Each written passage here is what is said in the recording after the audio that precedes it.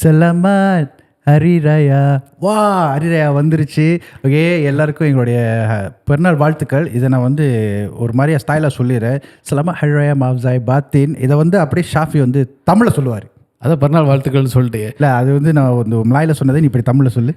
எங்களை கேட்டுக்கொண்டிருக்கும் நேயர்கள் அனைவருக்கும் ஈகை திருநாள் நல்வாழ்த்துக்கள். Okay, very good. ஓகே, இன்றைக்கி வந்து நம்ம வந்து ஒரு நம்மளுக்கெல்லாம் தெரியாத ஒரு topic.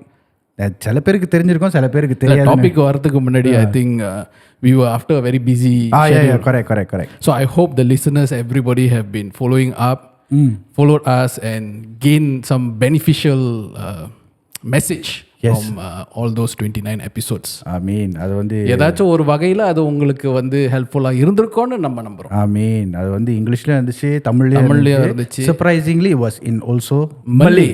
Yeah, the Malay one was actually very beautiful. Yes. And you know, they cried and all that. If you all missed that, go back to our social media handles. It's everywhere: YouTube, Instagram, TikTok. வேற ஏதாச்சும் Facebook, ஸ்பாட்டிஃபைல வந்து அழுவுறது தெரியாது, ஏன்னா அது வந்து audio மட்டும்தான். So அதே சூட்டோட வந்து இப்போ ஒரு 4 உஸ்தாத்மாருக்கு 5 உஸ்தாத் வந்து நம்ம கூப்பிட்டு வச்சு பேசணும். உஸ்தாதா கரெக்ட். ஸோ அதே சூட்டோட வந்து இப்போ மறுபடியும் இல்லை, அதுக்கு முன்னாடி டாபிக் என்ன பற்றி பேச போகிறோம். இன்னைக்கு என்ன பற்றி பேச போகிறோம், ரொம்ப முக்கியமான விஷயம். நீங்கள் எல்லாருமே வந்து கேட்கணும், இதை எல்லாருமே நீங்கள் பார்க்கணும். ஏன்னா இது வந்து இந்த டாபிக் வந்து நம்ம சமுதாயத்துக்கு வந்து நிறைய பேருக்கு ஒரு சில பேருக்கு தெரிஞ்சிருக்கும். அது அவங்களுக்கு தெரிஞ்சிருக்குமான்னு தெரியாதான்னு வந்து நம்மளுக்கு தெரியாது. ஆனால் எங்களுக்கு வந்து அது வந்து இப்போதைக்கு அவ்வளோ முக்கியமாக இல்லையான்னு தெரில. ஏன்னா எங்களுக்கு அவ்வளோ சொத்து பத்துகள் அவ்வளோ ஒன்றும் இல்லை. கரெக்ட். ஸோ சொத்து பத்து அப்படின்னு சொன்னோடனே வந்து உங்களுக்கு ஓரளவுக்கு தெரிஞ்சிருக்கும்னு நினைக்கிறேன். இப்போ தமிழ் படத்துலலாம் வந்து நீங்கள் பார்த்தீங்கன்னா அந்த உயில் எழுதுறது, இப்போ வந்து என் மூத்த மகனுக்கு இவ்வளோ ஷேர் வரும், அந்த மாதிரி இவ்வளோ ஷேர் வரும், செத்து போகிறதுக்கு முன்னாடியே வந்து எல்லாம் சண்டை போட்டுக்கிட்டு இருப்பாங்க. ஆமாம், கரெக்ட். அதே மாதிரி நம்ம அந்த எம்பால்மெண்ட் பேசும்போது கூட she was actually saying that, you know, before the parents they pass away, or maybe after on the day itself. Yes, correct. On the day itself, just maybe after அடக்கம் போட்டு வந்ததுக்கு அப்புறம் வந்து this problem starts. Yeah, the siblings actually, you know, they started quarreling over the shares and everything. Correct. So what is the importance of will? எழுத முடியுமா, முடியாதா? உயில் S, Tamil. ஏன்னா இதுக்கப்புறம் நம்ம வந்து இங்கிலீஷில் தான் பேச போகிறோம். தமிழில் வந்து உயில், இங்கிலீஷில் வந்து உயில் எழுதுறது, they call it will writing in English, estate planning. Then there's அதை பற்றி இன்னும் நிறைய விஷயம் நம்ம இன்டெப்த்தாக பேச போகிறோம். அதை நம்ம பேசினா சரியாக இருக்காது, அதான் அதுக்கு தகுந்த ஒரு நபர். Yes, we have Ustad Abdul Syakur Halid from he's an estate planner, practitioner, managing director of Inscribed. Assalamualaikum Ustad. Waalaikumsalam. Selamat Raya Ustad. Selamat Raya, Eid Mubarak. Maaf zahir batin. Same to you. Thanks for taking your time. Thank you so much for inviting me today. Yes. I know you missed your rendang, lontong, ketupat. I am wearing Hari Raya baju kurung. Okay. Still in the mood. Why you are not in baju kurung? Our Raya finish after prayers. The moment we go back home, we makan, we sleep. That's all. Wow. Because Ramadan we were very busy lah. MashaAllah. So now we relax lah. But still have to go lah. That one cannot run lah. That one. Okay, Ustad. Okay, let's stop our nonsense. Then we come. Let me ask you, why is there a need? First and foremost, what do you do? What do you do? Inscribed. Yes, your company. Bismillahirrahmanirrahim. So basically, what I do day-to-day job is to do estate planning and will writing for the Muslim community. Yeah. Okay. So I help our community to plan for their wealth in the event of their death. How are we gonna make sure their intentions can come true? Okay. And how are we gonna expedite in the event of death, the distribution, and the most important part is how are we gonna avoid dispute among family members in the event of death. Okay. That is what we are also very curious. Because we always, I have wondered about this lah. Because as he mentioned just now, you were talking in Tamil lah. We have seen in movies, in Tamil movies and all that. They fight over the property lah, whatever wealth they have. So in real life, I know we know that these kind of problems do exist. Yes, definitely. So, but how are people willingly open to talk about this or plan about this. So I think Brother Ansari will have something burning to us also. No, actually, I want to ask: is it a must according to Quran or Hadith? Is it a must for us to write will, or is there a statement saying that okay, you have to write a will, or something along the line? All I know is that, sorry, Ustad. All I know that there is a guideline if someone, the elderly or maybe the father passes away. There is a way to divide your shares. I mean, why he is asking you that? Because I think my father spoke to him, which I also don't know. Yeah. So there is a way of a default guideline saying that the man will get this much of shares, and the lady of the daughter will get this much of shares. So I want to know: is there a need for us, or is there a statement in the Quran or Hadith saying that you have to write a will? There's a various hadith. Part of it where Rasulullah SAW did mention that whoever passed on while having a will written, his passing is a forgiven death. That means if he writes a will before his death, he is somehow like diampunkan. It's forgiven. Forgiven. So that means he confirm straight go to Wallahu alam. But that is that is a hadith that I learned from one of Ustads in Singapore. Okay. And it is a verbal learning lah. It's not that I dah nampak that in that. But so I trust that Ustad. So okay. So he said that. Oh, this is something new. Yeah. Because I think there is a few instances where the people say that if you pass away during Ramadan, also you are guaranteed heaven. Yes. So now there's another avenue for us lah. We write a will, we confirm. But that one he also not sure lah. It's like what? Okay. Yeah. But it's good lah. We believe that. But I true. trust the sources, which is from one of caliber as reputable ustaz. So I accept that. So we also accept. Mashallah. So from that hadith or that saying, I hold it dearly, so that whenever I approach my prospect or client, I will inform them that somehow it also makes sense. Okay. Why? Because if you pass on while having your will written, logically it's like you leave this world with no string attached. Okay. Like everything is like settled. If you don't leave anything hanging lah. You don't leave anything hanging. Like you have 2 wives, 3 wives. Okay. So far one only lah. So that's why we never think about writing will. Mashallah.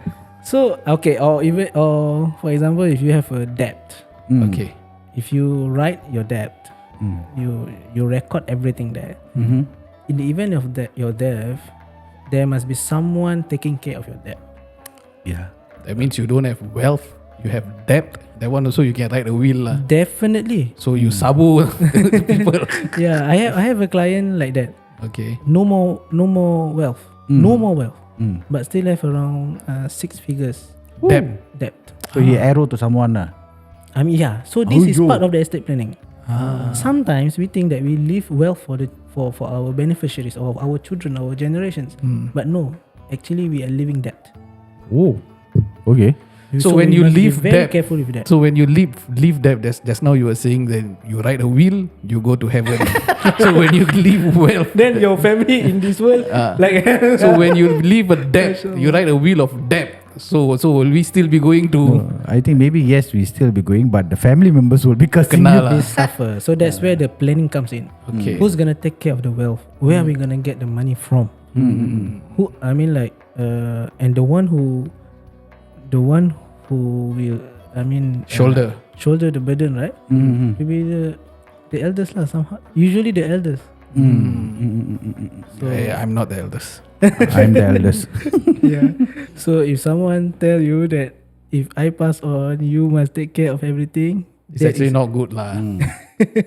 It's a responsibility that you need to manage it very well. So if let's say we are talking about will, we are staying in Singapore. Like for me, if you ask me, HDB, I don't know. It's my personal perception. I don't regard it as a asset because 99 years, after certain time, it's not yours. So if let's say we are talking about will writing, according to Singapore, what are the things that we can actually put in our will if we pass on? I think it's a good point here. It's a good discussion here because why? Nowadays, if someone pass on, right, there's no asset to be distributed somehow. Okay. I mean, like you have a property is joint tenant, you and your wife. Yeah. So you pass on, the property go to your wife, and you have CPF. You made the nomination, everything go to the wife or the husband. Usually it's like that. So children will never get their share. Parents will never get their share. Okay, but in Singapore context, there are some instances whereby we have to critically plan on this matter. Why? For example, like property. If you own a joint tenancy or property, it's a straight cut. HDB lah. Yeah, HDB lah. It's a straight cut. Survivorship rights lah. You pass on, the property go to your wife. Your wife pass on, the property go to the husband. The problem right now is what happen if both pass on? Yeah. Who will inherit the HDB?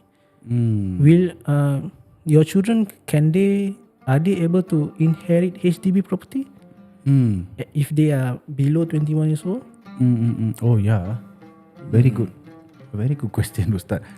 Because HDB, you can hold a property on trust. I mean, you can hold on trust, but there's a limited period of time. You cannot hold like forever. So if you can see at HDB punya website, right, it says that it really up to HDB approval. Oh. So if HDB did not approve, how? If HDB approve, how? That's where will come in. Okay. So this is in the event if there's no will written lah. So Yes. So if both husband and wife is no more, there are chances for HDB to repossess the house. I mean, there's a grey area there. Okay. But if, I mean, like usually what I will do in the will, I will put two options. Okay. If HDB take back the house, where are they gonna stay? Who's gonna hold the money?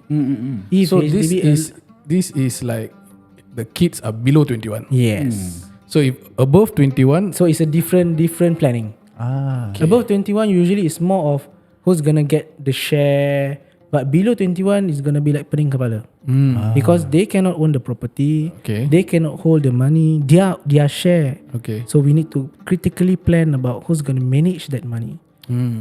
Come on, it's HDB. You sell 300,000, 400,000, 500, 800, now almost 1 million. Yeah. So that cash is gonna be for your children. If you have a son and daughter, it's gonna be for your children. But the problem right now is who's gonna take care of that money? And what if the house is in debt? Yeah, for some people, they cannot buy HPS, Home Protection Scheme, which is that it's like an insurance for HDB property. Correct. So who's gonna pay for that? I mean, if no one gonna pay for that, if they sell the house, they are gonna, subject to a profit or loss. Yeah. So if husband and wife both no more, then if there's still balance loan, it still goes back to the kids lah, or it's under HPS.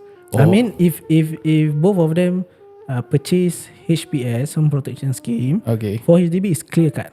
Means HPS will pay Kick off in. whatever the outstanding balance. Then somehow like your children will live there for free.